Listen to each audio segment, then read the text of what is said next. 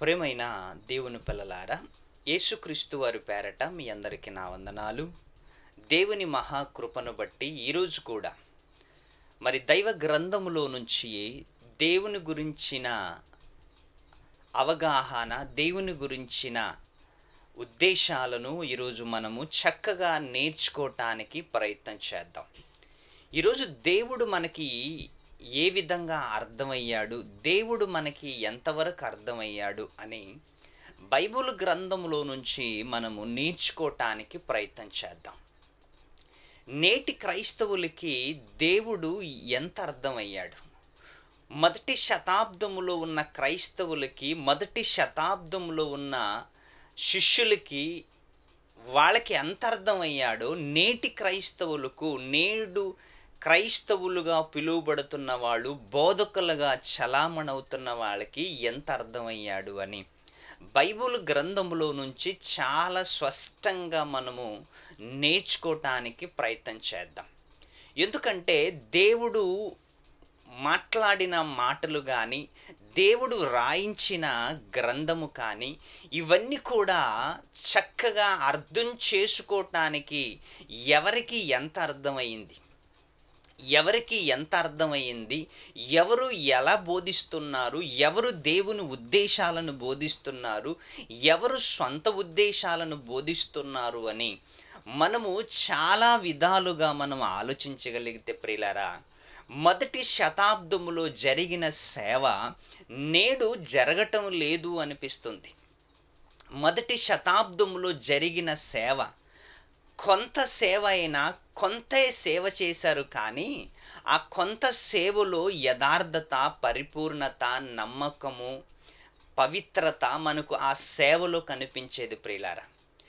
నేడు సేవ చాలా వేగంగా విస్తరిస్తుంది అనుకుంటున్నాం, కానీ సేవ విస్తరించటం లేదు, మనుషుల స్వార్థము విస్తరిస్తుంది అని మనకి ఈజీగా తెలిసిపోతుంది ప్రియులారా.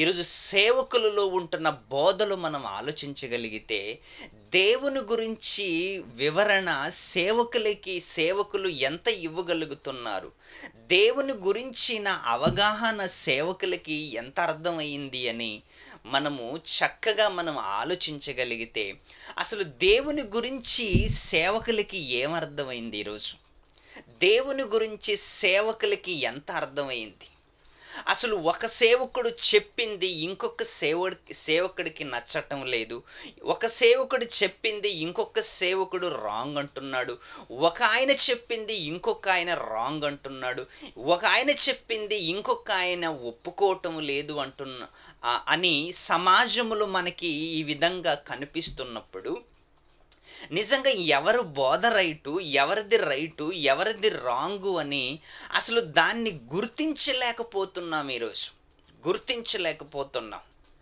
చెప్పేవాడేమో నాది రైట్ అని చెప్తుంటాడు, ఇంకొక ఆయనేమో లేదు అది తప్పు అని చెప్తున్నాడు. ఈ విధంగా మనం ఆలోచిస్తున్నప్పుడు ప్రియులారా, చక్కగా దేవుని మాటలను నేర్పిస్తున్నవాళ్ళు, దేవుని వాక్యాన్ని నేర్పిస్తున్న వాళ్ళు, దేవుని గురించి నేర్పుతున్న వాళ్ళకి అసలు దేవుని గురించి ఎంత అర్థమైంది ఒక్కసారి ఆలోచించండి. ఎందుకంటే ఈ కాలములో, నేటి కాలములో బోధకులు విస్తరించిపోతున్నారు. ఏమండి, బోధకులకి కరువు లేని కాలము నేటి కాలము, బోధకులకి కరువు లేని కాలము నేడున్న సమాజం.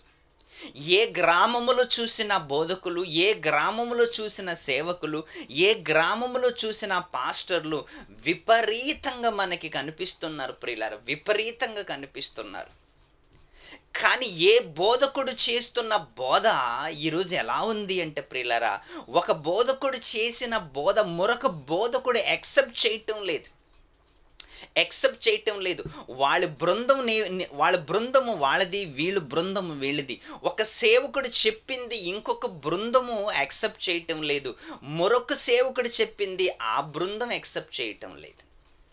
ఎందుకు ఇలా జరుగుతుంది, ఎందుకు ఈ విధంగా తయారైపోయారు అంటే, అపవాది 30 ముక్కలుగా చేసేసాడు సంఘాలను, వాక్యాన్ని. ఎవరికి తోచినట్లుగా వాళ్ళు బోధించుకోవటం, ఎవరికి నచ్చినట్లుగా వాళ్ళు మలుచుకోవటం, ఎవరికి నచ్చినట్లుగా వారు బోధించుకొని వెళుతున్నారు ప్రియులారా. మరి అసలు ఒక సేవకుడు చెప్పింది ఇంకొక సేవకుడు ఎందుకు స్వీకరించటం లేదు, ఎందుకు అంగీకరించటం లేదు? మీరు ఆలోచించండి. ఒక సేవకుడు చెప్పుతున్నాడు అంటే ఇంకొక సేవకుడు దాన్ని కౌంటర్గా తీసుకుంటున్నాడు, కౌంటర్గా మలుస్తున్నాడు ప్రియులారా, కౌంటర్గా మలుస్తున్నాడు. అందుకే నేను చెప్పదలుచుకోవలసింది ఏంటి అంటే దేవుని గురించి ఈరోజు నేటి సేవకులకి ఏమర్థమైందంటే ఒక 10% అర్థమైంది, 90% దేవుడి గురించి నేటి సేవకులకి అర్థం కాలేదనే చెప్పాలి. ఎందుకు అంటే ప్రియులారా, అసలు దేవుని గురించి చెబుతున్నప్పుడు కౌంటర్లు లేస్తున్నాయి అంటే, కౌంటర్లు వస్తున్నాయంటే, కౌంటర్ వేసేవాడు ఏమనుకుంటాడంటే నాకెక్కువ తెలుసు అనుకుంటాడు.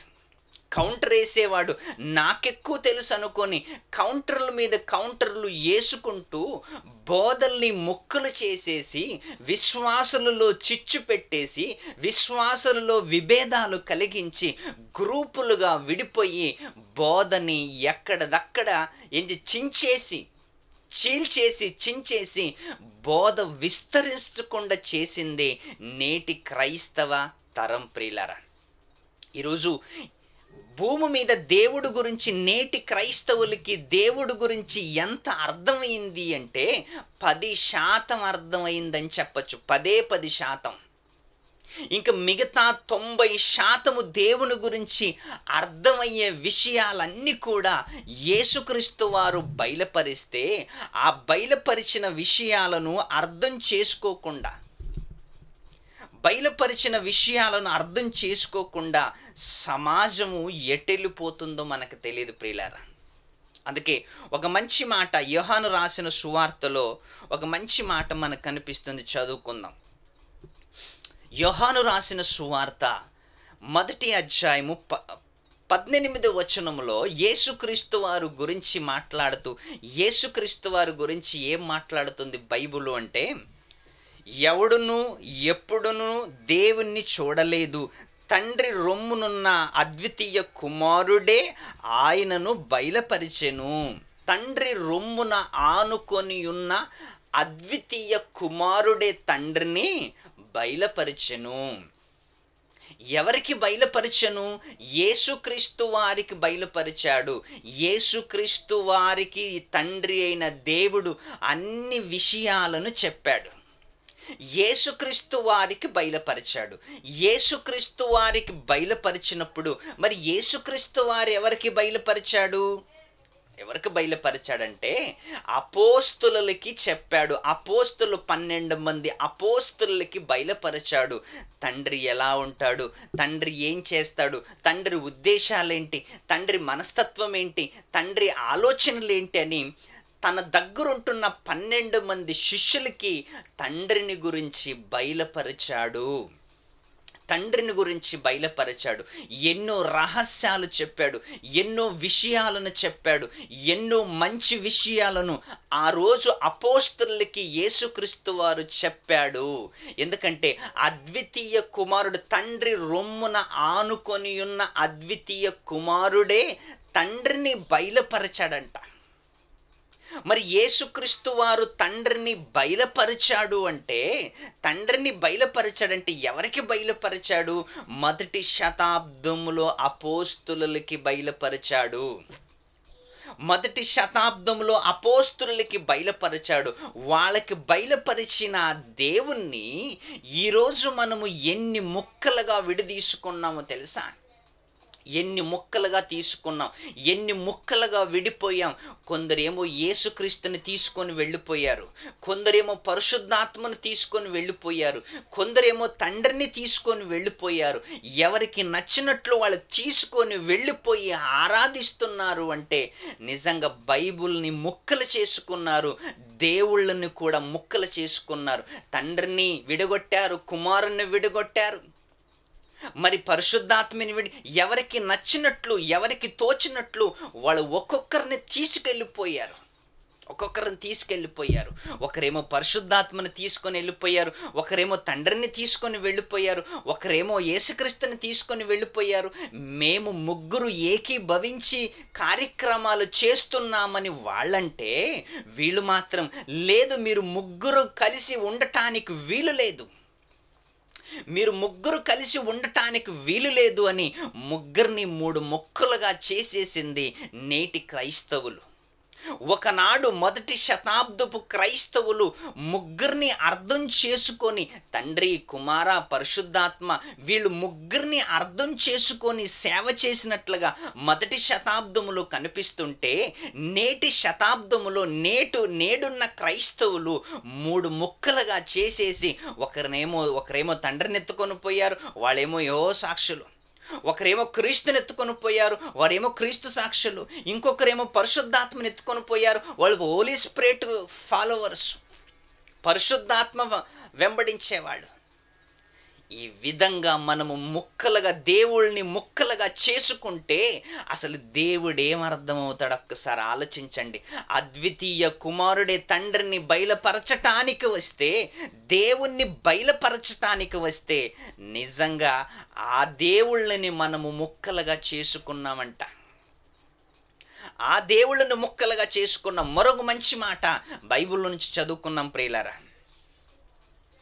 అది యోహాను రాసిన సువార్త 8వ అధ్యాయము, యోహాను రాసిన సువార్త 8వ అధ్యాయము 42వ వచనం. యేసు వారితో ఇట్లనెను, దేవుడు మీ తండ్రి అయిన ఎడల, దేవుడు మీ తండ్రి అయిన ఎడల మీరు నన్ను ప్రేమింతురు. దేవుడు మీ తండ్రి అయిన ఎడల మీరు నన్ను ప్రేమింతురు. నేను దేవుని యొద్ద నుండి బయలుదేరి వచ్చి ఉన్నాను. దేవుని యొద్ద నుండి బయలుదేరి వచ్చి ఉన్నాను. నా అంతట నేనే వచ్చి ఉండలేదు, నా అంతట నేనే వచ్చి ఉండలేదు, ఆయన నన్ను పంపెను. నా అంతట నేనే ఈ లోకానికి రాలేదు, ఆయన నన్ను పంపెను. ఆయన పంపితే వచ్చాను, ఆయన చెప్పమంటే చెప్పాను, ఆయన చెయ్యమంటే చేశాను, ఆయన ప్రాణం పెట్టమంటే పెట్టాను, ఆయన మాట్లాడమంటే మాట్లాడాను, ఆయన గురించి నేను సమాజానికి బయలుపరిచాను. తండ్రి ఉద్దేశాలను యేసుక్రీస్తు వారు సమాజానికి బయలుపరిచాడు, సమాజాన్ని హెచ్చరించాడు, తండ్రి ప్రేమను తెలిపాడు, తండ్రి ఉద్దేశాలను తెలిపాడు. ఏమంటున్నాడు? యేసు వారితో ఇట్లనెను, దేవుడు మీ తండ్రి అయిన ఎడల మీరు నన్ను ప్రేమింతురు. ఎందుకంటే తండ్రి దగ్గర నుంచి నేను వచ్చాను కాబట్టి, తండ్రి ప్రేమని మీకు పంచటానికి వచ్చాను, తండ్రి ఉద్దేశాలను మీకు చెప్పటానికి వచ్చాను. అప్పుడు మీరు నన్ను ప్రేమింతురు, కానీ మీరు నన్ను ద్వేషిస్తున్నారు. ఎందుకంటే మీకు కూడా దేవుడు అర్థం కాలేదు అని యేసుక్రీస్తు వారు వాళ్ళకి గట్టిగా చెప్తున్నాడు ప్రియులారా. ఇంకొక మాట చదువుకుందాం. లూకా రాసిన సువార్త 10వ అధ్యాయము, లూకా రాసిన సువార్త 10వ అధ్యాయం 22వ వచనాన్ని ఒక్కసారి చదువుకుందాం. ఎంత మంచి మాట! యేసుక్రీస్తు వారు తండ్రి గురించి మాట్లాడుతున్న మాట ఏమని మాట్లాడుతున్నాడంటే, సమస్తమును నా తండ్రి చేత నాకు అప్పగింపబడి ఉన్నది, సమస్తము నా తండ్రి చేత నాకు అప్పగింపబడి ఉన్నది, సమస్తము నా తండ్రి చేత నాకు అప్పగింపబడి ఉన్నది. కుమారుడెవడో తండ్రి తప్ప మరి ఎవడును ఎరుగడు. కుమారుడు ఎవడో తండ్రి తప్ప మరి ఎవడును ఎరుగడు. అసలు కుమారుడు ఎవరో తండ్రికి తప్ప మరి ఎవరికీ తెలియదంట. ఎందుకంటే కుమారుడు గురించి చెప్పాలి అంటే తండ్రి చెప్పాలి, తండ్రి గురించి చెప్పాలంటే తన రొమ్మున ఆనుకొని ఉన్న అద్వితీయ కుమారుడు చెప్పాలి. వాళ్ళ గురించి వాళ్ళే చెప్పాలి. వాళ్ళ గురించి మనకేం అర్థం కాదు. ఈరోజు మనకి తెలిసింది ఎంత అంటే 10% కూడా తక్కువే అంటాను ప్రియులారా. 10% కూడా తక్కువే. వాళ్ళ గురించి మనకి తెలిసింది ఏదో 5% అనుకుంటాను. అలా 5% మనకి తెలిసిన 4 ముక్కలు 30 ముక్కలుగా విడిపోయాము అంటే, 30 శాఖలుగా మనం విడిపోయాము అంటే, నిజంగా దేవుడేమర్థమయ్యాడో ఒక్కసారి ఆలోచించండి. ఈరోజు దేవుడు గురించి మనకు తెలిసినది ఎంత? ఏం తెలియలేదు. అందరూ స్వార్థము కోసమే బ్రతుకుతున్నట్లుగా మనకు కనిపిస్తుంది. నిజాయితీ కనుమరుగైపోయి, సత్యము కనుమరుగైపోయి ఏనాడైపోయింది ప్రియులారా? మొదటి శతాబ్దం అపోస్తులతోనే సత్యము అంతమైపోయింది, కనుమరుగైపోయింది. ఆ రోజు వాళ్ళతోనే ప్రియులారా. ఎందుకంటే వాళ్ళు చేసిన బోధలు, వాళ్ళు చేసిన త్యాగము ఈరోజు నేటి క్రైస్తవులు వరకు ఈరోజు వచ్చాయి అంటే నిజంగా ఆ సత్యము ఇప్పటిదాకా మన దగ్గరకు వచ్చింది అంటే వాళ్ళు చేసిన కృషి, వాళ్ళు చేసిన త్యాగము. ఈరోజు దాన్ని మనం ఏం చేసుకున్నామంటే పట్టుకొని శాఖలుగా, ముక్కలుగా విడగొట్టుకున్నాం. ఏమంటున్నాడు? మీరు నన్ను ప్రేమింతురు, తండ్రి తప్ప మరి ఎవడునూ ఎరుగడు. తండ్రి ఎవడో కుమారుడు ఎవడినికి, కుమారుడు ఎవనికి ఆయనను బయలుపరచును ఉద్దేశించువాడు. కుమారుడు ఎవరికైతే తండ్రిని బయలుపరుస్తున్నాడో, కుమారుడు ఎవరికైతే తండ్రి గురించి బయలుపరుస్తున్నాడో ఆ జనము ఎలాంటి వాళ్ళంటే మొదటి శతాబ్దములో ఉన్నవాళ్ళు. మరొక మాట చదువుకుందాం ప్రియులారా. మత్తయి రాసిన సువార్త 11:27 సేమ్ సందర్భాన్ని మత్తయి గారు కూడా రాస్తున్నారు. సేమ్ సందర్భాన్ని. సమస్తమును నా తండ్రి చేత నాకు అప్పగింపబడి ఉన్నది. సమస్తము నా తండ్రి చేత నాకు అప్పగింపబడి ఉన్నది. తండ్రి కాగా ఎవడును కుమారుణ్ణి ఎరగడు. తండ్రి కాగా కుమారుణ్ణి ఎవరునూ ఎరుగడు. కుమారుడు కాగా కుమారుడు ఎవనికి ఆయనను బయలుపరచు ఉద్దేశించువాడు గనుక వారి తండ్రిని ఎరుగరు. వారి తండ్రిని వారికి బయలుపరుస్తారు. ఏమిటి? తండ్రిని వాళ్ళకి యేసుక్రీస్తు వారు బయలుపరుస్తున్నాడు అని చక్కగా దైవ గ్రంథములో మనకు వ్రాయబడింది ప్రియులారా. దేవుని మాటలను సమాజానికి చెప్పటానికి యేసుక్రీస్తు వారు ఎన్నో విషయాలను తండ్రి గురించి, తన గురించి మనకు బోధిస్తున్నప్పుడు నిజంగా మనకి ఏమర్థమైంది తండ్రి గురించి? ఒక్కసారి ఆలోచించండి. మనకేమర్థమైంది? మన జీవితం ఏంటి? మన ఉద్దేశాలేంటి? ఒకరోజు తండ్రి గురించి ఎంత చక్కగా యేసుక్రీస్తు వారు బయలుపరిచారు, తండ్రి గురించి ఎంత చక్కగా యేసుక్రీస్తు వారు సమాజానికి బోధించాడు. అందుకే ఈరోజు నేటి క్రైస్తవులకి తండ్రి గురించి, నేటి క్రైస్తవులకి దేవుడి గురించి ఎంత అర్థమైంది అంటే ప్రియులారా, ఏమర్థం కాలేదు. ఎందుకంటే ఒక బోధకుడు చెప్పింది ఇంకొక బోధకుడికి నచ్చటం లేదు, ఇంకొక ఆయన చెప్పింది మరొక ఆయనకి నచ్చటం లేదు. ఎందుకంటే ఒక డాక్టర్ రాసిచ్చింది ఇంకొక డాక్టర్కి నచ్చటం లేదు అన్నట్లుగా ఉంది. ఒక డాక్టర్ రాసిచ్చింది ఇంకొక డాక్టర్ దగ్గరికి తీసుకెళ్ళండి, ఆయన ఏమంటాడు? దీన్ని చించేసేయండి, కొత్త మందులు రాసిస్తానంటాడు. ఒక బోధకుడు చెప్పింది ఆయన ఇలా చెప్పాడంటే ఆయనకేం తెలుసు, అవన్నీ వదిలేయండి, నేను చెప్తానంటాడు. ఏంటి? ఒక సేవకుడు చెప్పింది, ఏ సేవకుడైనా బైబిల్లో నుంచే కదా, ఏ సేవకుడైనా బైబిల్లో నుంచే కదా మాట్లాడేది. ఆ సేవకుడు బైబిల్నే మాట్లాడతాడు, ఈ సేవకుడు బైబిల్ నుంచే మాట్లాడతాడు. మరి ఇద్దరు సేవకులు ఒక బైబిల్ నుంచి మాట్లాడుతున్నప్పుడు ఇద్దరు సేవకులు ఎందుకు కలిసి ఉండటం లేదు? వారి బోధ ఎందుకు కలవటం లేదు? కలవటం లేదు? వ్యక్తులు కలుసుకోకపోయినా వారు మాట్లాడిన మాటలైనా కలవాలి, అది కలవటం లేదు. మరి సమాజములో క్రైస్తవులైన వాళ్ళు, సమాజములో క్రైస్తవులు ఏం బోధిస్తున్నారు? ఎలా తండ్రిని అర్థం చేసుకున్నారు? తండ్రి రొమ్మున ఆనుకొని ఉన్న అద్వితీయ కుమారుడే తండ్రిని బయలుపరిచాడంట. బయలుపరిచిన దేవునిని, బయలుపరిచిన కన్న తండ్రిని ఈరోజు మనం అర్థం చేసుకోలేకపోతున్నామంటే యేసుక్రీస్తు వారు ఎంత చక్కగా బయలుపరిచాడు. ఇదిగో పరలోకపు తండ్రి పరిపూర్ణుడు, మీరు కూడా పరిపూర్ణులై ఉండాలి అంటున్నాడు యేసుక్రీస్తు. మీ పరలోకపు తండ్రి పరిశుద్ధుడు, మీరు కూడా పరిశుద్ధులై ఉండాలి అంటున్నాడు ఆయన. మీ పరలోకపు తండ్రి పవిత్రుడు, మీరు కూడా పవిత్రులై ఉండాలి అంటున్నాడు ఆయన.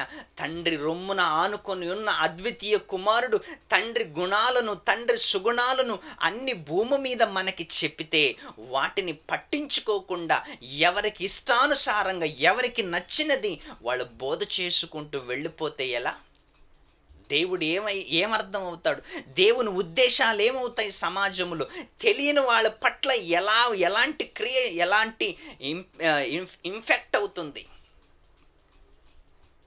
ఒకసారి ఆలోచించండి ప్రియులారా. దేవుని గురించి మనకి తెలిసింది ఎంత అంటే ఒక 10% అని చెప్పచ్చు ప్రియులారా. 10% కూడా ఎక్కువే అనుకుంటాను నేను. ఇంకా 90% దేవుడి గురించి తెలుసుకోవలసిన విషయాలు, ఆయన సృష్టిని గురించి తెలుసుకోవాలి, ఆయన చేసిన వస్తువుల గురించి తెలుసుకోవాలి, ఆయన చేసిన మనుషుల గురించి తెలుసుకోవాలి. ఆయన గురించి తెలుసుకోవాలంటే ఇంకా మనిషి జ్ఞానం అనే దైవ జ్ఞానం అనే అభివృద్ధిలోకి ఎదగాలి. దైవ జ్ఞానం అనే అభివృద్ధిలోకి ఎదగాలి. దైవ జ్ఞానాన్ని మనిషి నేర్చుకోవాలి. నాదే రైటు అనుకొని తమకు తాము డబ్బా కొట్టుకొని వాక్యాన్ని చించకూడదు ప్రియులారా. చూడండి, ఈరోజు ఏ సేవకునైనా గమనించండి, ఏ ఒక్కరినైనా గమనించండి ప్రియులారా. ఏం జరుగుతుంది సమాజంలో? ఎవరు గుంపు వాళ్ళదే అన్నట్లుగా వారి గుంపులకి వారి ఇష్టం వచ్చినట్లుగా బోధించుకుంటున్నారు ఈరోజు.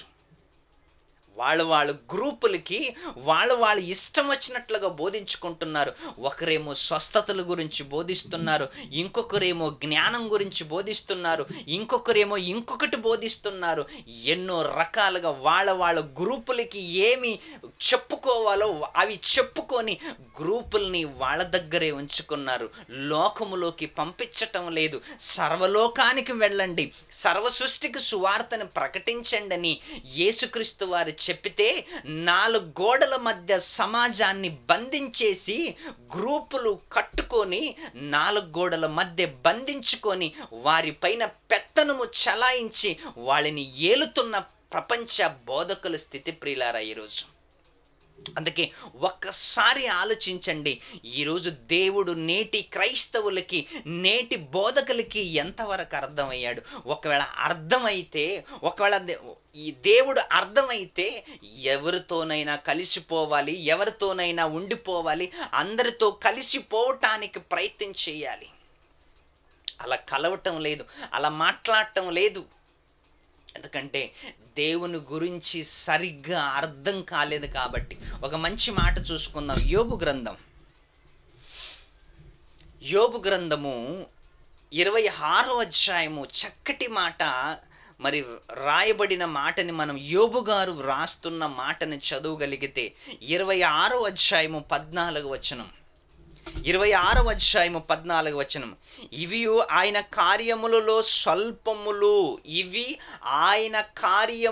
స్వల్పములు, ఆయనను గురించి మనకు వినబడుచున్నది. ఆయన గురించి మనకి ఈరోజు ఏమర్థమైంది? ఆయన గురించి మనకు వినబడుచున్నది మిక్కిలి మెల్లనైన గుసగుస శబ్దము పాటిదే.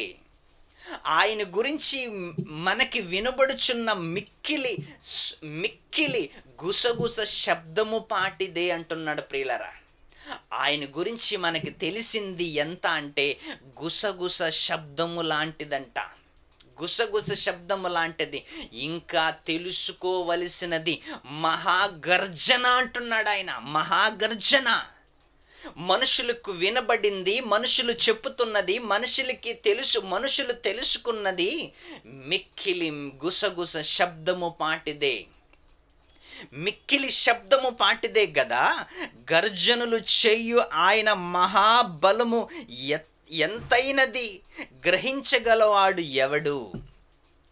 మహాగర్జనులున్నాయి, వాటిని గ్రహించగలవాడు ఎవడు? ఈరోజు నీవైనా నేనైనా ఆయన గురించి మాట్లాడుతున్నామంటే మనకి తెలిసింది ఎంత అంటే ప్రియులారా 10% అని చెప్పాలి. మెల్లనైన గుస శబ్దము పాటిది. 10% కూడా కాదు, గుసగుస శబ్దము పాటిది. ఆయన గురించి మనకు వినబడుచున్నది మిక్కిలి మెల్లనైన గుసగుస శబ్దము పాటిదే గదా. మనకు వినబడుచున్న ఆయన గురించి మనకు వినబడుచున్నది మెల్లనైన గుసగుస శబ్దము పాటిదే కదా. ఇంకా గర్జన చెయ్యు ఆయన మహాబలము, గర్జన చెయ్యు ఆయన మహాబలము ఎంతైనది గ్రహించగలవాడు ఎవడు? ఏ సేవకుడు గ్రహిస్తాడు ఈరోజు? ఏ సేవకుడు అర్థం చేసుకుంటున్నాడు ఈరోజు? ఏ సంఘములో సరి అయిన బోధ జరుగుతుంది ఈరోజు? గట్టిగా మాట్లాడితే సేవకుని సంఘములో నుంచే తీసేస్తారు.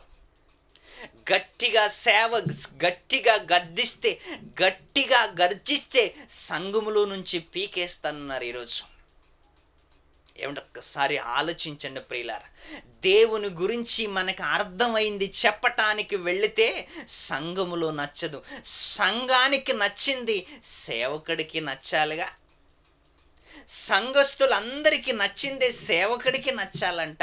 ఏమండి, బైబుల్ చెప్పింది అందరికీ నచ్చాలి. కాపరికి నచ్చాలి, సంఘస్థులకి నచ్చాలి, అందరికీ, స్త్రీలకు నచ్చాలి, పురుషులకు నచ్చాలి. కానీ ఈరోజు రివర్స్ అయిపోయింది. సంఘస్థులు చెప్పింది కాపరికి నచ్చాలంట, కాపరి చెప్పింది సంఘస్థులకి నచ్చదు. అసలు నచ్చకపోతే రేపటి రోజు తీసేస్తారు. ఏమంటే ఒక్కసారి ఆలోచించండి ప్రియులారా. అందుకే దేవుని సేవకులైన సమాజంలో ఉంటున్న సేవకులు అనేక మంది తమకిష్టమైన బోధను చేసుకుంటూ, తమకిష్టమైన బోధని పట్టుకొని బైబిలుని ముక్కలు చేసి నా బోధ ఇది నా బోధ, ఇది నా బోధ, ఇది నా బోధ. చూడండి, ఇది ఎవరు బోధండి? ఫలానా ఆయన బోధ. ఇదెవరు బోధండి? ఫలానా ఆయన బోధ. ఇదెవరు బోధండి? ఫలానా ఆయన బోధ. బైబిల్లో ఎవరి బోధ ఉంది? బైబిల్లో దేవుడు ఎవరి బోధ పెట్టాడు? యేసుక్రీస్తు వారు ఎవరిని బయలుపరిచాడు? తండ్రిని బయలుపరిచాడు. తండ్రిని బయలుపరిచాడు అంటే తండ్రిని గురించిన మాటలు బైబిల్లో మనకుంటే వాటిని ముక్కలు చేసుకొని ఇది నా బోధ, ఇది ఈయన బోధ, ఇది ఫలానాయన బోధ, ఇది ఫలానాయన బోధ. వాళ్ళు గ్రూపులు నచ్చుకొని, వాళ్ళు గ్రూపులు చేసుకొని వాళ్ళ బోధలు ప్రకటించుకుంటున్నారు ప్రియులారా. ఒక్కసారి ఆలోచించండి. దేవుని గురించి మనకు వినిపించినది మిక్కిలి మెల్లనైన గుసగుస శబ్దము పాటిదే కదా. ఇంకా గర్జన మనకి ఇంకా వినిపించలేదు. ఇంకా గర్జన గురించి మనము తెలుసుకోవాలి అంటే మొదటి శతాబ్దపు క్రైస్తవులులా మారిపోవాలి. మొదటి శతాబ్దపు అపోస్తులులా మారిపోవాలి. ఆ యథార్థత, ఆ మంచితనము, ఆ పవిత్రత, ఆ ప్రేమ, ఆ ఐక్యత అలా మారిపోవాలి మనం. అలా మారిపోతే ప్రియులారా, సేవకుడు ఎలా ఉండాలో మనకి బైబిల్ బోధిస్తుంది. సేవకులు ఎలా ఉండాలో ప్రవక్తల జీవితాలు, సేవకుల జీవితాలు మనకు చూపిస్తున్నాయి ప్రియులారా. అందుకే దేవుడు ఈరోజు మనకి ఎంత అర్థమయ్యాడు అంటే ప్రియులారా, ఏం అర్థం కాలేదని చెప్పచ్చు. ఏం అర్థం కాలేదు. ఎందుకు ఏం అర్థం కాలేదు అంటే నీవు చెప్పింది 100% రైటు అని ఎవరినైనా మార్కులు వేయమని చూద్దాం. నేను చెప్పింది 100% రైట్ అండ్ అని ఎవరూ మార్కులు వేయలేరు. ఎందుకంటే అందులో ఏదో ఒక తప్పులు వెతుకుతున్నారు, అందులో ఏదో ఒక రాంగ్ వెతుకుతున్నారు. ఏ సేవకుడు చెప్పినా, ఎంత బలమైన సేవకుడు చెప్పినా యేసు చెప్పుతుంటేనే తప్పులు పట్టారు ఆ రోజు. ఎందుకంటే యేసు మాటలు నచ్చక ప్రియులారా, ఆయన తప్పు చెప్పాడని కాదు. యేసుక్రీస్తు అబద్ధాలు మాట్లాడాడు. యేసుక్రీస్తు తప్పు ఎప్పుడు చెప్పడు. కానీ ఎదుటి వ్యక్తికి నచ్చక, ఆయన బోధలు నచ్చక ప్రపంచం ఆయన మీద కూడా దుమ్ము వేసింది, ఆయన మీద కూడా బురద వేసింది. మరి ఈరోజు నీవు నేనైనా చేస్తున్న బోధ సరి అయినదా కాదా అని ఒక్కసారి మనం ఆలోచించుకుంటే నిజాన్ని ఉన్నది ఉన్నట్లుగా ఏమండి, అర్థం చేసుకొని, అక్షరాలు అర్థం చేసుకోవటానికి ప్రయత్నం చేయకు, దాని భావాన్ని అర్థం చేసుకోవటానికి ప్రయత్నం చేయి. అక్షరాలు అర్థమైపోతాయి, దాని భావమే కఠినంగా ఉంటుంది. దాని భావం అర్థం చేసుకోవటానికి ప్రయత్నం చేయి. అక్షరాలు అర్థం చేసుకొని ఏంటి దేవుణ్ణి ప్రచారం చేయకు, అక్షరాలు అర్థం చేసుకొని దేవుణ్ణి బయలుపరచుకు, భావాన్ని అర్థం చేసుకొని దేవుణ్ణి ప్రచారం చేయి, దేవుణ్ణి బయలుపరచు. అద్వితీయ కుమారుడు తండ్రి ఆవేదనను అర్థం చేసుకున్నాడు, తండ్రి బాధను అర్థం చేసుకున్నాడు. అందుకే తండ్రిని గురించి బయలుపరచటానికి ఈ లోకములోకి వచ్చాడు. తండ్రిని గురించి బయలుపరచటానికి ఈ లోకములోకి వచ్చాడు. ఏ సేవకుడు చేయలేని కార్యక్రమాలని, ఏ బోధకుడు బోధించలేని బోధని, ఎవరు చేయలేని సాహసాన్ని యేసుక్రీస్తు వారు చేసినట్లుగా చరిత్రలోను బైబిల్ గ్రంథంలోనూ మనకు కనిపిస్తుంది ప్రియులారా. అందుకే ఎప్పుడైనా తండ్రిని అర్థం చేసుకోవటానికి బైబిల్ ఖచ్చితంగా మనం చదవాలి. ఎందుకంటే తండ్రి రొమ్మున ఆనుకొని ఉన్న అద్వితీయ కుమారుడు తండ్రిని బయలుపరిస్తే ఆ బయలుపరిచిన ప్రతి మాట కూడా పరిశుద్ధాత్మ వచ్చి ప్రజల్ని ప్రేరేపించి ఇదిగో ఈ గ్రంథాన్ని రాసి మన చేతిలో పెట్టాడు. యేసుక్రీస్తు వారు పలికిన ప్రతి మాటను కూడా పరిశుద్ధాత్మ మనుషుల్ని ప్రేరేపించి వాళ్ళ చేత లిఖించి మన చేతిలో పెట్టారు ఈ గ్రంథాన్ని. ఒక్కసారి ఆలోచించండి. ఈ గ్రంథము వెనకాల ఎంతో మంది కృషి, ఎంతో మంది ప్రాణత్యాగం, ఎంతో మంది చరిత్ర. దేవుని ఆవేదనను సమాజంలోకి తీసుకొచ్చారు. మరి దేవుని ఆవేదన అర్థం చేసుకొని క్రైస్తవులందరూ కూడా నడుం బిగించి దేవుణ్ణి ప్రపంచానికి పరిచయం చేయాలి. యేసుక్రీస్తు ఎలాగైతే పరిచయం చేశాడో మనము కూడా పరిచయం చేయాలని కోరుకుంటూ ఈ సమయాన్ని ముగిస్తూ సెలవు తీసుకుంటాను. అందరికీ వందనాలు. సెలవు.